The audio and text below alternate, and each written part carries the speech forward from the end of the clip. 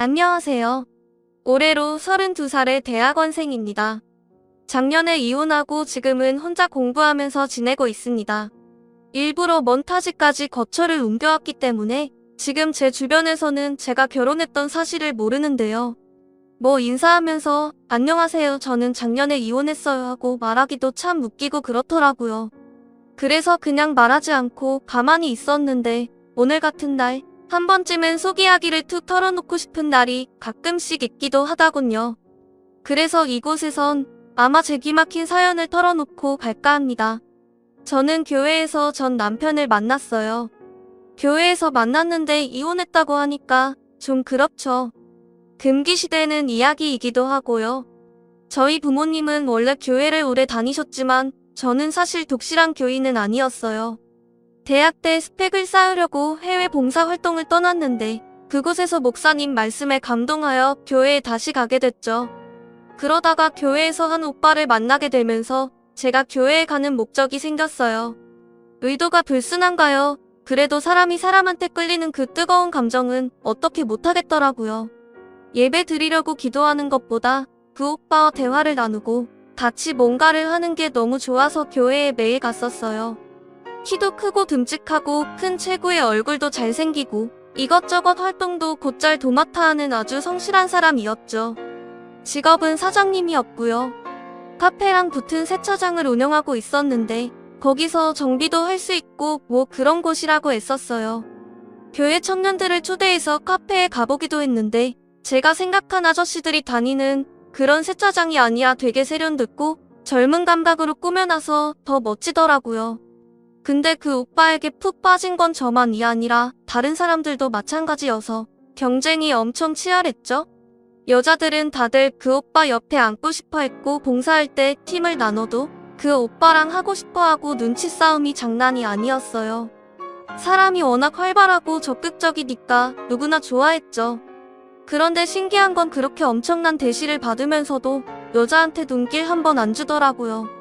자기 꿈은 아프리카에서 선교하는 것이라면서 자기 목표를 이룰 때까지는 연애도 하지 않으려고 한다는 겁니다. 게다가 자기는 혼전순결을 철저히 지키기 때문에 아무래도 지금 결혼 생각이 없는데 여자친구를 사귀면 남자로서 큰 유혹에 빠질 것 같다는 겁니다. 그런 말은 오히려 다른 여자들을 더욱 자극했어요.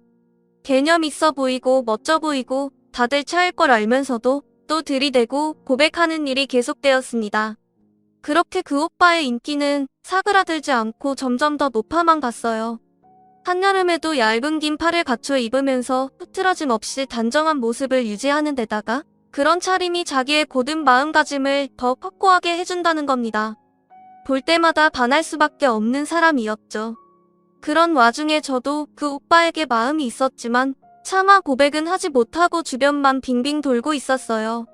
그런데 그 오빠는 오히려 그런 제가 마음에 들었는지 어느 날부터 집에 갈 때 저를 데려다 주기도 하고 따로 밥을 사주기도 하더라고요. 겉으로는 동생 같았지만 저는 내심 마음이 분명 쌍방일 거라 확신했죠. 자기가 지금까지 뱉은 말이 있으니 먼저 고백도 하지 못할 거라고 생각이 들었습니다. 그러던 어느 날 교회에서 새벽 예배를 마치고 나오는 길에 오빠가 저를 집에 데려다 주는데 제가 먼저 차 안에서 커피라도 한 잔 마시자고 했어요. 이런저런 이야기를 나누다가 제가 덥석 오빠의 손을 잡아버렸습니다. 전기가 통하는 것처럼 짜릿하더라고요. 오빠는 갑자기 말수가 적어졌고 얼굴이 빨개졌는데 그래도 손을 놓지 않더라고요. 심장이 빨리 뛰는 게 느껴져서 귀여웠어요. 나이가 30인데도 정말 순수한 사람이구나 싶어서 귀엽기도 하고 심장이 쿵쿵거렸죠.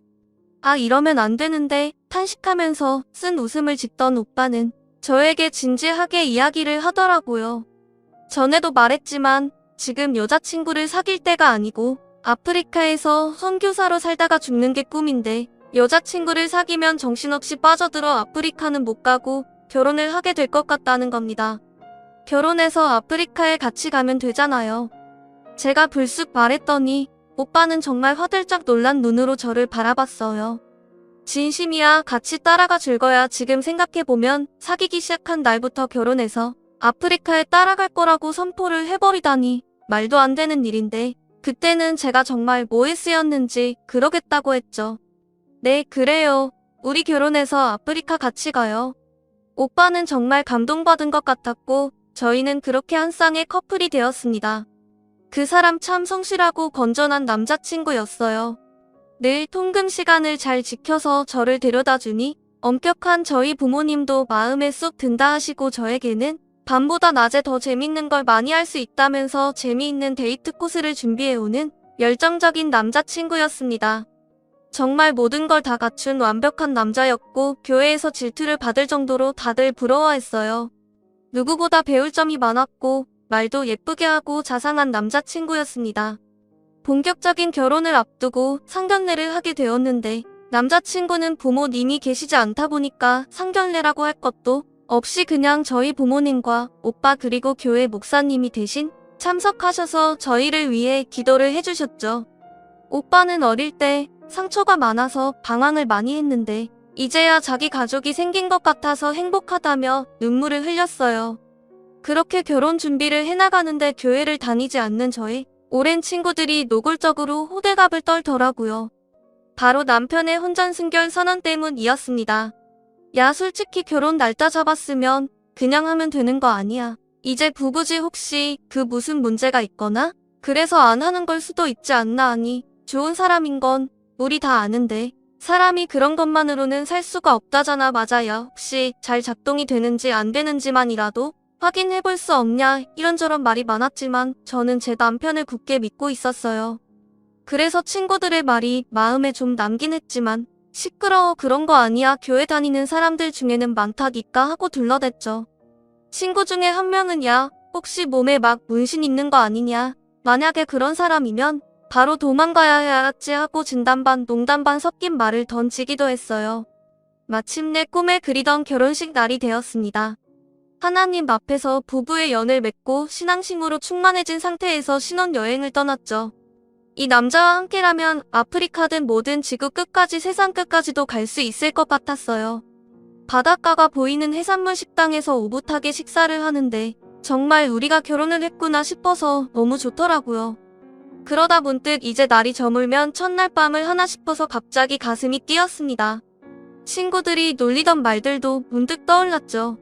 친구들은 저한테 그랬었어요. 야, 도착하자마자 분명히 난리가 날걸? 남자가 그렇게 오랫동안 참아왔는데 제정신일 리가 없지. 그니까 결혼했는데 뭐가 문제야. 비행기에서 조심해라. 그런데 생각해보니 남편은 너무나 침착하기만 하더라고요. 아니 오히려 저녁이 오지 않았으면 하는지 뭔가 계속 뭉그적거리고 뜸을 들이더라고요. 숙소로 돌아가는 길에 제가 남편의 허리를 감싸 안으면서 물었어요. 자기야, 우리 들어가면 이제 뭐 할 거야? 그러게 결혼식 하느라 너무 정신없고 그랬는데 일단 오늘은 좀 잘까 들어가서 쉽고 어색한 침묵이 감돌았어요. 남편은 허리에 올린 제 손을 굳이 풀더니 거리를 약간 두고 손만 잡았습니다. 뭔가 이상하다는 생각이 들기 시작했어요. 먼저 손을 잡았던 것처럼 이번에도 제가 좀 더 적극적으로 나서 봐야겠다는 생각을 했어요. 저는 다시 남편을 감싸 안으면서 이렇게 말하면 내가 밝히는 사람 같은데 나 솔직히 좀 많이 기다렸어. 언제 나 사랑해줄 거야 하고 단도직입적으로 물어봤죠. 남편은 잠시 헛기침을 하더니 그래야지 알았어 하는데 정신이 딴 데가 있는 사람처럼 뭔가 대답이 만족스럽지 못한 겁니다. 혹시 나랑 위장 결혼한 건가? 자기 정체성을 깨닫지 못한 사람인가? 남자를 좋아하는 게 아닐까? 그런 생각까지 들기 시작했습니다. 생각은 꼬리에 꼬리를 물고 이어졌고 저는 슬슬 걱정이 되기 시작했어요. 그래서 그냥 제가 먼저 시도할 생각까지도 했습니다. 화장실에서 먼저 씻고 나와서 대담하게 남편 앞에 나섰습니다. 사연을 들으시는 분들이 오해하실까봐 말씀드리는데 저도 그런 행동은 처음이기도 하고 많은 용기를 낸 거였어요. 평생 함께할 부부이니까 부끄러워도 용기를 내서 먼저 다가가려는 행동이었죠. 평생 함께할 부부이니까 부끄러워도 용기를 내서 먼저 다가가려는 행동이었죠. 남편 앞에서 나 어때 하고 수줍게 물어봤는데 남편의 눈이 갈 곳을 잃고 사정없이 흔들리기 시작했습니다. 제가 여보, 이제 우리 부부야. 이제 첫날 밤 치러도 돼 하고 말했죠. 그런데 남편은 한참 말이 없이 땅만 내려다보고 있더군요. 여보 왜 그래 무슨 문제라도 있어 떨리는 목소리로 물었는데 남편은 대답이 없었어요. 저는 정말 마지막 방법으로 남편에게 몸을 밀착하고는 이래도 내가 여자로 느껴지지 않는 거야 라고 물었습니다. 바로 그때 남편이 소리를 내더니 저한테 할 말이 있다면서 다시 옷을 좀 입어볼래? 여보, 나 한 가지 부탁. 있어. 내 이야기 좀 들어봐줘 하는데 전 올 것이 왔구나 싶어서 갑자기 눈물이 쏟아지고 말았습니다. 여자 좋아하는 거야? 아니면 나랑 위장 결혼한 거야? 그럼 교회는 왜 그렇게 열심히 다녔어? 하염없이 펑펑 우는 저를 한참 멍하니 바라보던 남편은 아니야 그런 거 아니야 하다니 윗도리를 훌훌 벗기 시작했어요. 그제야 저는 남편의 벗은 몸을 처음 봤습니다. 맨살이 드러나는 게 싫다며 얇은 긴팔 셔츠를 받쳐 입던 사람이었거든요. 왜 그렇게 남편이 첫날 밤을 미뤄왔는지 알 것 같았어요. 정확히 옷으로 가려줄 수 있는 모든 부분에 큼직하고 무시무시한 문신, 이 한가득 빈틈없이 꽉 채워 그려져 있었습니다. 게다가 배 쪽에 어떤 흉터인지 잘 모르겠지만 조폭 영화에서나 볼 법한 커다랗고 길쭉한 흉터도 2개나 쭉 그어져 있더라고요. 그 주변에도 물론 자잘한 흉터들이 수두룩하게 많았죠. 저는 너무 놀라서 입을 틀어막고 소리도 못 지르고 얼어버렸어요. 성실하고 선량하던 남편이었는데 그런 모습을 숨기고 있었다니 너무 놀라서 숨이 막혀오는 것 같았어요. 너무 놀라서 숨이 헐떡거리는 저를 보더니 남편이 나한테 실망했어 하고 물어보더군요. 저는 너무나 다른 모습을 봐서 솔직히 실망하고 너무 무서웠어요. 요즘 사람들이 문신을 많이 하는 걸 저도 알고 있어요. 하지만 남편의 문신은 뭐랄까 다른 사람들의 문신과는 좀 다른 느낌이더라고요. 남편은 굳은 얼굴로 미안해. 이렇게 미루려고 한 건 아닌데 혹시라도 당신이 나를 떠날까봐 말을 못했어. 사실은 나 전과가 있어. 전과가 있다는 말은 또 처음 들었는데 심장이 다시 꽉 조여들기 시작했습니다. 너무 무서워서 차마 말을 못하겠더라고요. 무슨 전과야. 얼마나 다녀왔는데. 내가 목사님 만나서 용서받기 전까지는 막 살아서 자잘한 거 많아. 근데 나는 현재가 중요하다고 생각해. 나는 회개했고 용서받았고 이제 하나님의 자녀로 다시 태어났어. 당신한테 맞은 사람은 어떻게 됐던데? 라고 하니 남편은 끝내 말이 없었습니다. 대답을 못하는 걸 보고 저는 공포에 사로잡혔어요. 무슨 말을 해야 할지 모르겠더라고요. 나 생각할 시간이 좀 필요해. 나 오늘은 같이 못 있을 것 같아. 그냥 무턱대고 가방에 잡히는 대로 짐을 챙겨서 뛰어나왔어요. 프런트에 사정이 생겨서 다른 호텔에 묵고 싶다고 나 좀 도와달라고 울면서 말했더니 직원이 놀라서 도와주더라고요. 신혼여행이 오면 다투고 이런 일이 생기는 경우도 있다면서 무슨 일이냐며 혼자 다른 호텔에서 잘 수 있겠어 하는데 저는 그냥 더 묻지 말고 도와달라고 했어요. 그래서 그날 밤 11시에 다급하게 다른 호텔에 체크인했죠. 밤새도록 울면서 기도하고 고민했습니다. 내가 생각한 건 이런 게 아닌데 차라리 처음부터 자기가 전과가 있다고 말했다면 어쩌면 이런 상황까지는 오지 않았을 텐데 하면서 울고 또 울었어요. 정말로 그 사람을 용서하셨나요? 어떤 잘못을 저질렀을까요? 수없이 기도하면서 울었습니다. 새벽이 밝아오니까 정신이 좀 들더라고요. 일단 남편의 이야기를 들어보고 싶어서 다시 그 호텔로 갔어요. 남편 역시 한숨도 자지 못했다고 하면서 울면서 저를 끌어안더라. 고요. 일단 당신 이야기 들을 테니까 나한테 솔직하게 다 말해줬으면 좋겠어. 숨기는 거 없이 다 까발려줘. 어떤 잘못을 했고 몇 년 있다가 나왔고 그 후로 어떻게 됐는지. 저의 부탁에 한참을 망설이던 남편은 조금씩 말을 하기 시작했어요. 자신은 어릴 때부터 새아버지의 폭력에 노출되어 살아왔고 언제나 걷잡을 수 없는 분노에 휩싸여 살아왔다고 하더군요. 자기를 건드리는 사람마다 두들겨 패고 욕을 날리면서 누구도 자기를 공격할 수 없게 무시무시한 문신도 하고 미성년자 때부터 동네 깡패 밑에서 심부름을 하면서 취한 사람들 소매치기부터 폭행 심부름까지 안 해본 일이 없다고 했습니다. 소년원도 일찍부터 제 집처럼 드나들었기 때문에 이미 유주의 인물이었는데 20살 때 일이 터졌다고 해요. 새벽에 술을 먹고 집에 들어가는데 앞에서 길을 막고 얼쩡거리는 사람이 있었답니다. 갑자기 막 화가 치밀었고 그래서 때렸대요. 그냥요. 이유 없이 파지 줍는 어르신을 때리고 걷어잡고 그분이 모은 파지에 오줌을 쌌대요. 그렇게 실컷 때리고 옆에서 쓰러져서 잠들었다가 지나가던 주민의 신고로 잡혔다고 합니다. 저는 너무 기가 막히고 뭐라고 해야 할지 모르겠더라고요. 나는 못 믿겠어. 그 정도 사건인데 뉴스에도 안 나오고, 그리고 어떻게 아무리 취해도 모르는 사람을 때릴 수 있어. 남편은 여전히 대답하지 않았어요. 제발 말 좀 해줘. 그 어르신은 그래서 어떻게 됐는지 남편은 끝까지 말해주지 않았어요.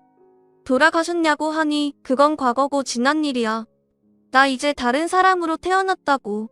알잖아. 나 술도 안 마시고 하나님 앞에 기도하고 회개하고. 나 이제 그런 사람 아니야. 정말 절망스러웠습니다. 제발 남편 앞에서 그런 말은 나오지 않기를 바랐어요. 회개했고 다 끝난 일이고 난 이제 새로운 사람이라고 하지 않기를 바랐습니다. 제가 더 이상 못 듣겠다면서 벌떡 일어났더니 남편이 제 손목을 잡고 놓아주질 않았어요. 자기가 믿음이 부족한가 보다. 하나님이 용서하셔서 내가 다시 좋은 사람이 될 수 있었어. 나 교도소에서 8년 있으면서 얼마나 많이 기도하고 노력했는지 알아? 우리 결혼하고 아프리카 가기로 했잖아. 가서 선교하기로 했잖아. 선교는 무슨 선교 용서는 누가 했어? 그분 가족들한테 용서는 빌었니? 급기야 남편이 짜증을 내기 시작하더라고요. 아이씨 이래서 말 안 하려고 했는데 진짜 짜증나게 하네. 뭐 짜증난다고 기가 막혔습니다. 남편은 계속 다 끝난 일을 가지고 계속 뒤돌아보면서 미래를 놓치는 것이 잘못되었다고 저를 가르치려고 하더군요. 하지만 제 생각은 달랐어요. 한 가정을 산산조각 냈으면서 그분들에게 정당한 사과도 하지 않고 목사님에게 은혜를 받았으면 그걸로 끝인가요? 이제는 문신보다 이 사람 자체가 너무나 소름 끼치고 무서워지기 시작했습니다. 나는 안 되겠어 미안해. 당신이 회개했다고 새 사람이 되었다고 하지만 나는 이거 못 받아들여. 우리 한국에서 보자. 나는 이 결혼 못할 것 같아. 그 길로 저는 남은 모든 짐들을 챙겼습니다. 혹시나 남편이 날 해코지하지 않을까 걱정도 되었지만 제가 짐을 싸는 동안 그저 넋이 나간 사람처럼 멍하니 앉아있더라고요. 공항에서 한국으로 돌아와서 친정집으로 갔는데 부모님은 너무나 놀라셨어요. 그리고 목사님을 집으로 당장 부르셨죠. 뜻밖에도 목사님은 황당한 말씀을 하셨습니다. 형제님은 과거가 그렇다한데 회개하고 하나님 앞에 설 사람이 되었는데 자매님은 그걸 받아들이지 못하는 것은 하나님과 교회를 욕되게 하는 것이 아닐까요? 제가 발끈하려는데 그 말을 듣자마자 저희 아버지께서 책상을 확 내리치면서 당장 나가라고 노발대 말하시더라고요. 어머니는 끝까지 못 믿겠다는 듯이 이게 다 무슨 말이냐 거짓말이지 하시면서 울기만 하셨습니다. 그런데 그 다음 달 필리핀 영사관에서 저한테 전화가 왔더라고요. 남편이 술에 취해 가게 물건을 부수고 호텔방에서 유리창을 깨서 현지 경찰에 잡혀 문제가 좀 생겼는데 부인이 없길래 연락한 거라고요. 그 통화를 고스란히 옆에서 들은 엄마는 주저앉으셨고 아버지는 당장 이혼 절차를 받자고 하셨습니다. 사람은 고쳐 쓰는 게 아니라면서 더 늙기 전에 알게 되어서 다행이라고 하시더라고요. 저는 필리핀 경찰에 붙잡혀 있다가 감옥에서 나오기 위해 보석금을 내고 겨우 나올 수 있게 되었습니다. 게다가 한국 땅에 들어오자마자 저와 이혼 소송을 치르게 됐죠. 저희는 그렇게 갈라서게 되었고 이혼 소송에 필요한 말 이외에는 일체 대화도 섞지 않았어요. 이혼 소송까지 3개월 정도 걸렸는데 판결이 나자마자 저는 멀리 떨어진 타지의 방을 얻어 새로 시작했습니다. 하지만 부모님께 전해들은 이야기인데 그 남자 지금도 교회에서 활약하면서 잘 살고 있다더군요. 자기 과거는 적당히 포장하면서 청소년기에 잠시 방황했었다 정도만 말하고 다닌다는데 사람 모를 일입니다. 저는 정말 모르겠어요. 용서를 받았는지 아닌지는 죽은 다음에 알게 되는 것이 아닐까요? 진정 신을 믿는다면 평생 반성하면서 살아야지. 자기 과거는 이제 다 해결됐으니 시비 걸지 말라는 식으로 대응하는 것이 옳은 교인의 모습인가요? 세상은 유지경이라더니 살아가면서 참 많은 생각이 듭니다. 어쨌든 터누우니 속이 좀 후련하고 시원섭섭하네요. 나이 32살의 돌싱이라니 남들은 연애하고 상견례 올릴 나이에 벌써 돌싱의 딱지가 붙어버린 것이 막막하기도 하지만 앞으로 행복해질게요. 많은 응원해주세요. 고맙습니다. 다음 사연입니다. 안녕하세요. 저는 올해 30대 후반의 평범한 직장인 남자이고, 제 아내는 30대 초반인데 보통 정도의 미모를 가지고 있는 전업주부입니다. 결혼한 지는 2년이 조금 넘었고, 아내하고는 2년의 열애 끝에 아내의 간절한 프로포즈로 인해 결혼의 꼴이 됐습니다. 아내는 보통의 얼굴이지만 애교가 많고, 목소리가 예쁘며 모델처럼 몸매가 날씬한데, 아내의 성격과 몸매에 반해서 아내의 남자 경험이 많았어도 결혼을 선택했어요. 저 역시 여러 명의 여자를 사귀어봤으니 서로 피장파 자미셈이죠. 아내는 남자를 많이 상대해서인지 잠자리 기술에 대해서는 또 같은 그런 여자인데, 잠자리를 너무 좋아하는 것이 아주 타고난 것 같았습니다. 한 번은 장인어른께 하소연으로 한 적이 있었는데, 장모님이 아직도 잠자리를 좋아해서 장인어른이 감당을 못해 등산을 다니시며 요리조리 피하는 중이라고 하시더군요. 잠자리를 좋아하는 것이 유전인 것 같다는 생각이 들었어요. 부부관계에서 잠자리가 중요하긴 하지만 제 아내는 병적으로 너무 좋아하기 때문에 문제라는 것입니다. 동료들은 빨리 퇴근해서 여우 같은 마누라와 같이 있고 싶다고 하는데, 저는 매일매일 퇴근 시간이 두렵고 집에 들어가기 싫을 때가 많았습니다. 저는 아내가 먼저 잠자리를 하자고 말을 꺼낼까봐 집에 가자마자 여보 나 왔어. 씻고 올 테니까 밥 좀 차려줘. 하며 아내의 눈치를 보며 안방으로 도망갔습니다. 역시 아내는 저보다 한 발도 앞서 있더군요. 옷을 입은 건지 안 입은 건지 모를 야시시한 옷을 입고 여보 짠 이거 봐라. 이거 완전 이쁘지? 우리 여보한테 보여주려고 할부도 아니고 일시불로 쫙 그어줬짱. 그렇게 쫙 긁어서 사온 옷이니 여보 손으로 이 옷을 쫙 찢어줬으면 좋겠다. 빨리 찢어주세요. 라며 코감이 걸린 사람처럼 코맹맹이 소리를 내는 겁니다. 저는 배고프니 밥을 먼저 차려줬으면 했는데 밥은 무슨 밥이냐며 하루 종일 저만 기다렸다면서 저를 끌고 방으로 들어가서 잠자리를 가졌습니다. 아내의 욕구를 채워줘야 저녁밥을 먹을 수가 있고, 밥을 먹을 때도 제가 좋다면서 저를 계속 만지기도 합니다. 저녁을 먹고 나서도 아내는 저를 가만두지 않고 자신의 욕구를 또 채우기 바쁩니다. 전생에 잠자리를 못해서 한이 되어 죽은 귀신이 아내에게 붙은 걸까요? 저는 아내가 왜 이러는지 이해하기가 힘들어 병원에 가서 상담을 한번 받아보자고 하면, 아 진짜 내가 왜 병원을 가야 돼? 아니, 이렇게 하는 거 많이 하는 것도 아니야. 여보를 사랑하고 좋아하고 만지고 싶어서 그러는 건데, 아니 여보가 참 이상한 거지. 병원에 가려면 자기 마누라 만족을 제대로 못 시켜주는 당신이나 가. 라고 화를 내는 겁니다. 약을 먹든지 뭘 하든지 그 기능이나 강화시켜보라고 하면서요.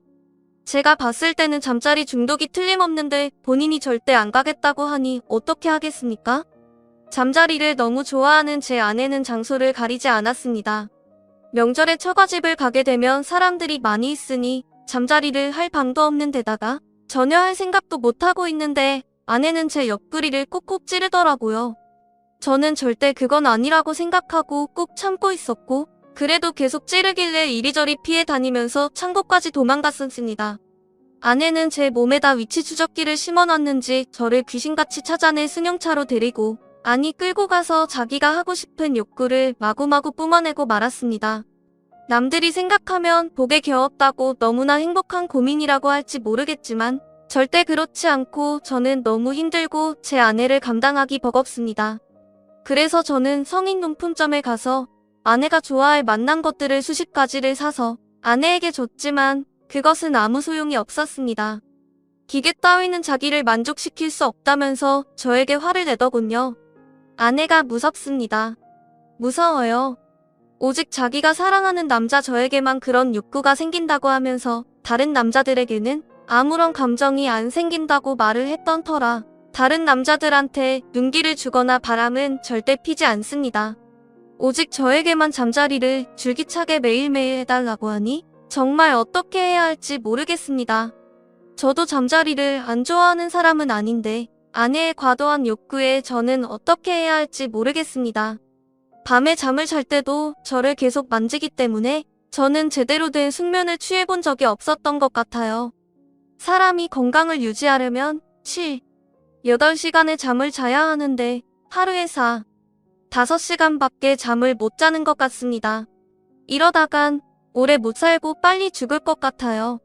아내는 제가 회사에 가고 나면 하루 종일 저와 잠자리를 할 생각만 하고 있다고 하는 겁니다. 저는 회사에서 일을 해도 늘 피곤에 쩔어 있어서 회사 업무에 지장이 아주 많은데 아내의 생각을 하고 또 하면 늘 불안하기도 합니다. 그러던 어느 날 아내가 같이 점심 식사를 하자며 전화를 하더라고요. 드디어 올 게 왔구나?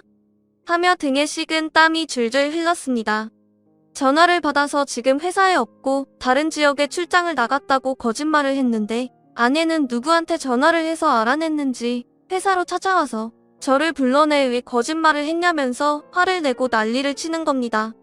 미안하다고 말을 얼버무렸고 근처 식당으로 가서 최대한 밥을 천천히 먹었는데 아내는 빨리 먹으라면서 재촉을 했고 그런 제가 답답했는지 다 먹기도 전에 계산을 하더라고요. 그렇게 제 손을 잡고는 주변 모텔로 들어가 아내의 요구를 들어줘야 했습니다. 그런 날은 낮에 했으니까 저녁에는 좀 봐주겠지? 오늘 일찍 잘 수 있겠다. 하고 조금은 가벼운 발걸음으로 퇴근을 해서 집으로 들어가면 낮에 한 건 아무 소용이 없었습니다. 또 집에 가서 아내에게 서비스를 해줘야 했어요. 게다가 정말 결정적으로 제 아내는 특이하게도 비가 오는 날에는 그것이 더 발동하는지 저를 놔두질 않아서 회사 출근을 절대 못하게 해요. 안녕하세요, 사장님. 저 정한씨 와이프인데요. 네? 아니, 저희 신랑이 일어나서 출근 준비를 못할 정도로 너무 아프다고 하네요. 네? 감기 몸살인 것 같은데 비가 와서인지 더 아파하네요. 네? 맞아요. 저번에도 비 왔을 때도 이랬었죠. 네? 아니, 오늘은 꼭 출근시키려고 했는데 남편이 일어나지 못하고 있어요. 네? 그래야죠. 네? 감사합니다. 언제 한번 식사 대접 꼭 할게요. 네? 네네. 들어가세요. 라며 입에 침도 안 바르고 거짓말을 참 잘합니다. 여보, 이제 우리 둘만의 시간을 가져볼까?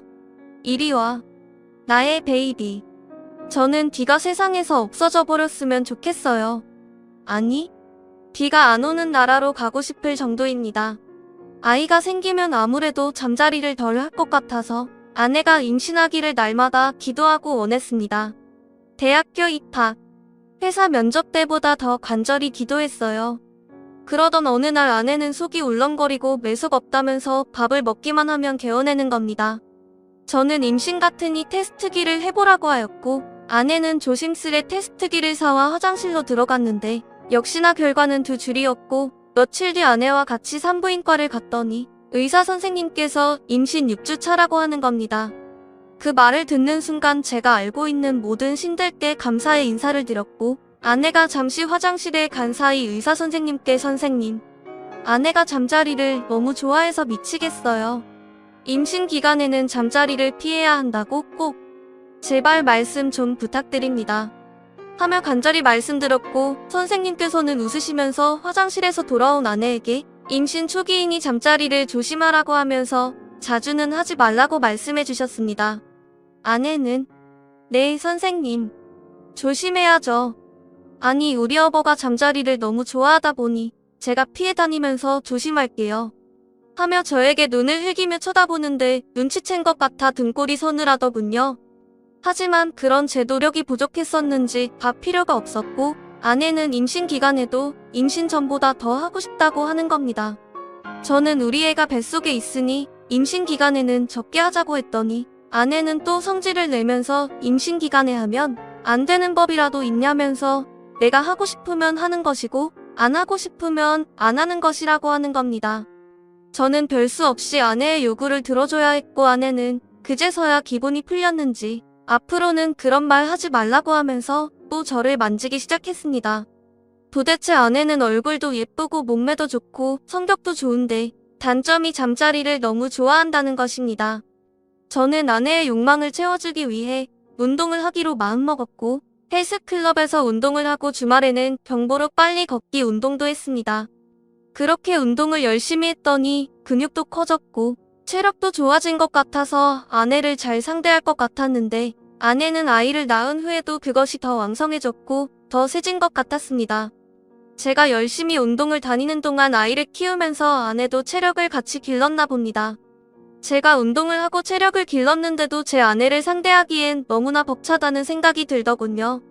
한 번 하고 나면 힘이 쭉 빠지고 다리가 후들거리고 너무 피곤해지는데 어떨 땐 너무 힘이 없어서 통나무처럼 죽은 듯이 누워있기만 하면 아내가 뭘 하는지 혼자 열심히 하기도 했습니다. 아무리 아내를 제가 사랑한다고 해도 아내의 잠자리에 대한 집착이 너무 심해져서 이제는 이혼이라도 해야 하는 게 아닌가 하는 생각도 듭니다.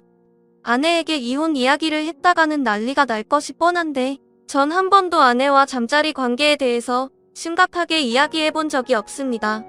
눈 딱 감고 이야기를 해보는 게 낫겠다 싶어 아내에게 만나자고 말을 놨고 정말 웬일이야?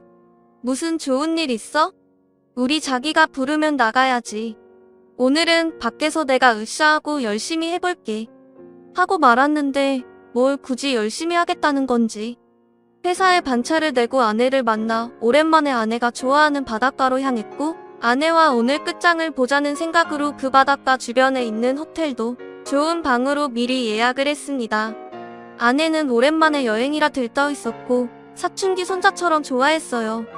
아내는 배가 고프다면서 밥부터 먹자고 하길래 바닷가 주변에 있는 제일 큰 횟집으로 들어가 우럭, 광어 같은 회를 시켰는데 역시나 아내는 스테미너 음식이라 정력에 좋다며 산낙지를 시키더군요. 저는 벌써부터 불안하고 걱정이 돼서 회랑 산낙지가 잘 안 넘어가는 데다가 산낙지가 코로 들어가는 줄 알았습니다. 아내가 화장실 갈 때마다 산낙지를 버리고 싶었지만 비싼 거라서 그냥 먹었습니다. 저는 아내에게 간절히 부탁을, 아니 다시 말하면 사정사정을 했어요. 횟수를 좀 줄여달라고 말했더니 아내는 기분 더럽게 나쁘다면서 자기를 잠자리에 미친 여자 취급했다면서 불같이 화를 내더라고요. 그러면서 연거피 술을 마셔야 됐고 역시나 술을 잘 못 마시는 마누라는 취하더군요. 술에 취하니 더 울고불고 난리를 쳤고 아내는 들쳐갖고 호텔로 들어갔는데 아내는 화장실로 들어가 세수와 양치를 하더니 저를 덮치더군요. 그렇게 밤새 여러 번 아내의 요구를 들어주어야 했습니다. 정말 그날은 코피도 나고 죽는 줄 알았습니다. 제 무덤을 스스로 파버린 꼴이 된 최악의 날이었어요. 술에 취한 여자도 잠자리를 격렬하게 할 수 있다는 걸 또 한 번 느꼈습니다. 그리고 절대로 아내에게 술은 먹이면 안 되겠다는 생각도 했습니다. 저는 솔직히 요즘 이상하게 힘이 떨어지고 시들어지는 것 같아서 사실은 약물에 의존하고 있어요. 오로지 아내를 만족시켜주기 위해 먹고 있습니다. 제 주변 사람들은 제가 부럽다고 하지만 저는 사랑하는 제 아내를 이제는 더 이상 감당할 수 없을 것 같습니다. 강화시켜주는 약으로 버티고 있지만 이것도 금방 약효가 떨어지겠죠. 그때 가서는 아내의 요구를 어떻게 감당해야 할지 겁이 나고 두려운 것은 사실입니다. 이제는 더 이상 아내를 만족시켜주기 어려울 것 같고 아내가 너무 무섭고 버거운 데다가 솔직히 아내와 저는 잠자리 궁합은 잘 맞지 않는 것 같습니다. 아내의 욕구는 앞으로 더 거세질 것 같은데 이제 30대 초반밖에 안 된 아내는 이렇게 강렬한데 앞으로 30대 후반 40대에는 도대체 어쩌려고 저러는 건지 생각만 해도 겁이 납니다. 어디 가서 이야기할 수 있는 일도 아니고 제 아내와 잠자리 문제를 가지고 이런 상황까지 오게 될 줄은 꿈에도 생각 못했어요. 저는 아내를 즐겁게 해주지 못하고 있다는 생각에 이제는 주눅이 들기도 하고 아내가 당신 힘없다고 하면 자존심이 엄청 상하기도 합니다. 아내와 이혼을 해야 할지 걱정이 많은 밤입니다. 제 사연을 들어주셔서 감사합니다.